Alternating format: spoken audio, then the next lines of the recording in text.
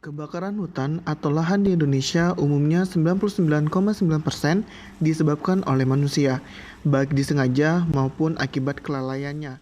Sedangkan sisanya 0,1% adalah karena alam, bisa diakibatkan dari petir, larva gunung berapi.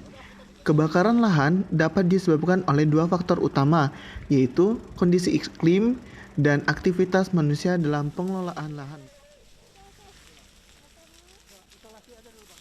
Dampak langsung kebakaran bagi masyarakat yaitu hilangnya sumber mata pencaharian masyarakat, terutama bagi mereka yang masih menggantungkan hidupnya pada hutan, berladang, beternak, berburu, atau menangkap ikan.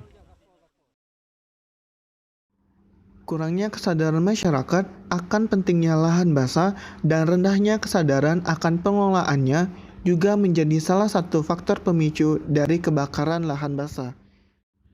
Partisipasi merupakan keterlibatan mental dan emosional seseorang dalam suatu kelompok yang mendorongnya untuk bersedia memberikan sumbangan bagi tercapainya tujuan kelompok dan turut bertanggung jawab atas usaha-usaha yang dilakukan kelompoknya. Semakin kuat dorongan dan rangsangan untuk berpartisipasi, maka semakin tinggi intensitas partisipasinya. Implikasinya adalah apabila penduduk diberi lebih banyak kesempatan, ditingkatkan kemampuannya dengan cara memberikan peluang untuk mendapat lebih banyak pengalaman dan dimotivasi kemauannya. Untuk dalam hal berpartisipasi, maka intensitas partisipasi dalam pencegahan dan pengendalian kebakaran hutan dan lahan akan meningkat. Peningkatan partisipasi atau peran serta masyarakat lokal dalam pencegahan kebakaran hutan dan lahan dipengaruhi oleh beberapa faktor seperti dorongan dan rangsangan, insentif, kesempatan, kemampuan, dan bimbingan. Faktor yang pertama adalah pemberian kesempatan pengelolaan lahan. Dengan adanya kesempatan masyarakat lokal dalam hal mengolah lahan di sekitar hutan, maka masyarakat akan ikut menjaga hutan dan lahan dari kebakaran karena mereka akan timbul rasa khawatir kebakaran akan menjalar dan merusak lahan yang mereka olah. Faktor yang kedua adalah pemberian insentif.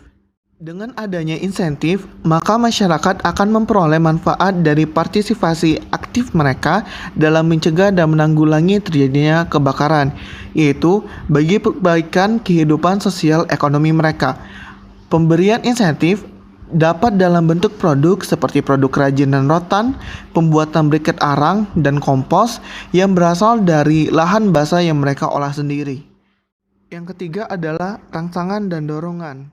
Dengan adanya rangsangan dan dorongan akan semakin menggugah emosi dan perasaan masyarakat untuk terlibat dalam pencegahan dan pengendalian kebakaran, seperti peningkatan kesadaran sejak dini, usaha meningkatkan kesadaran masyarakat akan fungsi hutan dan lahan gambut, karena masyarakat memiliki emosi dan kemauannya sendiri.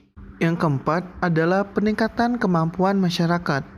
Dalam hal peningkatan kemampuan masyarakat dapat dilakukan melalui kegiatan, pelatihan, atau penyuluhan, diantaranya pelatihan tentang penerapan teknik-teknik alternatif atau pengganti untuk mengurangi penggunaan api.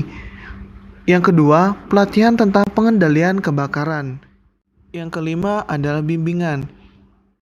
Kegiatan bimbingan merupakan kegiatan mengikutsertakan masyarakat dalam hal pengelolaan lahan basah dengan adanya bimbingan dari pihak terkait.